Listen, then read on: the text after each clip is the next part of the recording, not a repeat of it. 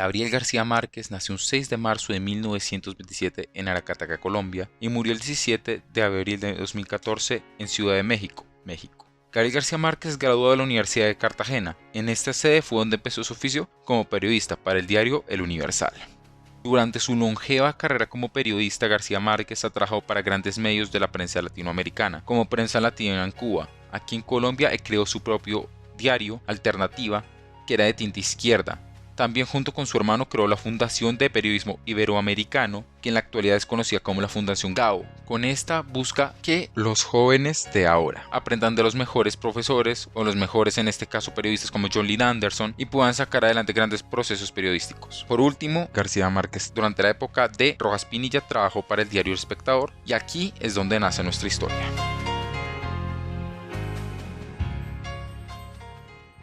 Relato de náufrago es un reportaje que cuenta a modo de novela la verdad sobre lo sucedido con el destructor Caldas durante su viaje de regreso a Colombia desde los Estados Unidos. Este fue publicado por primera vez en 1955 hasta 1970 a través de varias ediciones del periódico El Espectador. La historia comienza cuando Alejandro, que es el personaje principal en este caso el marino sobreviviente, estaba viendo o fue invitado a ver una película al cine. Mencionó que nunca había tenido tanto miedo como en esa ocasión, dado que esta película se trata de un naufragio. Cuenta que el destructor Caldas tenía la función de trasladar de regreso a los 9 marinos al país, pero al momento de abordar el barco y durante varios días se dio cuenta que este barco tenía un peso extra. Llevaban neveras o televisores. Alejandro le aseguró a García Márquez que este peso extra, al momento de golpear con las olas fuertes del mar, hizo que el barco cayese y con ella la tripulación, entre los que se encontraba él. No fue una tormenta como aseguraba la prensa de esa época. Al momento de darse cuenta de lo sucedido, Alejandro se dio cuenta que él era el único marino que había sobrevivido, gracias a una balsa que se encontró. A partir de ahí empezó a vivir diferentes experiencias. Una de las escenas que tanto él recuerda es que a las 5 de la tarde siempre se posaban durante esos 10 días unos tiburones alrededor de su barco, esperando a que sucediera algo. También durante esos 10 días comenta diferentes tácticas de sobrevivencia que él tuvo, como por ejemplo al momento de tener los rayos fuertes del sol, él se ponía boca abajo. ¿Por qué? Porque si les daba el sol directamente, había menor posibilidad de sobrevivir. Por ejemplo, también comentó que no comió ni bebió nada.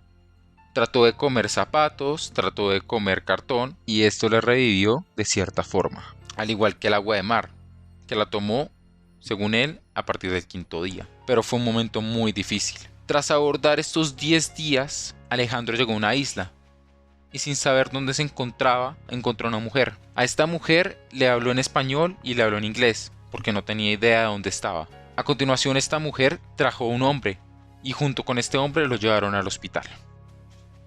Tras salir del hospital y el gobierno y los medios enterarse de que Alejandro era el único sobreviviente, fue alabado como héroe y empezó a aparecer en diferentes comerciales. Al final del relato, García Márquez menciona que pese a que él le comentó la historia a diferentes medios de prensa, a amigos, nadie parece creerle. Termina este relato con la pregunta entonces que hizo durante 10 días por parte de Alejandro.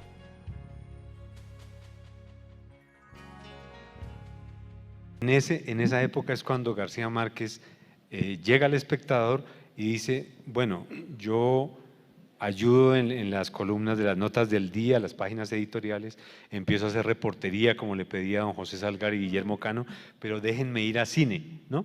Porque él quería hacer reseñas de cine y entonces le dicen, bueno, Gabito, vaya a cine.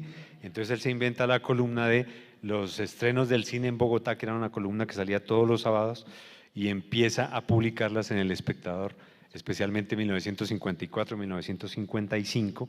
Entonces todo el cine que llegaba a Bogotá era procesado con García Márquez, pero no solo por el gusto, por el género, porque García Márquez era un cerebro multimedia, sino porque ahí había claves narrativas que él quería experimentar pensando en sus cuentos y en sus novelas. Luego cuando hablaba, estabas comiendo con él, cenando con un grupo de gente, daban ganas de anotar todo lo que decía para ponerlo en un titular del periódico, pero claro, uno no iba con con una libreta porque sería muy feo, ¿no? Estar ahí tomando nota en una cena en la que estás coloquialmente hablando y departiendo, pero es que Gabo hablaba en titulares, cada cosa que decía eran como sentencias lapidarias interesantísimas. Ese ha sido el legado de aproximar el periodismo a la literatura hasta el punto de que no haya ni siquiera una línea divisoria, ¿no? El periodismo de Gabo era literatura en estado puro. Lo único que diferencia a ese tipo de periodismo de una novela es que en nuestro oficio contamos con el apremio del cierre, de que eso hay que entregarlo en unas horas, ¿no? Mientras que una novela uno la entrega cuando considera que está terminada. Incluso el ensayista mexicano Alfonso Reyes decía que los escritores publicamos los libros para dejar de corregirlos. Lo que hacía Gabo era aproximar el periodismo a la literatura y yo creo que ese ha sido el gran legado. La lección de que hay que encontrar siempre la palabra más adecuada, la palabra precisa, no conformarse con la que primero nos llega a la cabeza, buscar siempre un término mejor, más expresivo, que defina mejor lo que queremos contar, el no conformarse con lo primero que nos llega a la cabeza. A mí me gustaría volver al periodismo, pero sobre todo a ser reportero, porque tengo la impresión que a medida que uno avanza en el trabajo literario, va perdiendo el sentido de la realidad. Y en cambio, el trabajo de reportero pues tiene la ventaja que lo tiene uno todos los días en contacto con la realidad inmediata.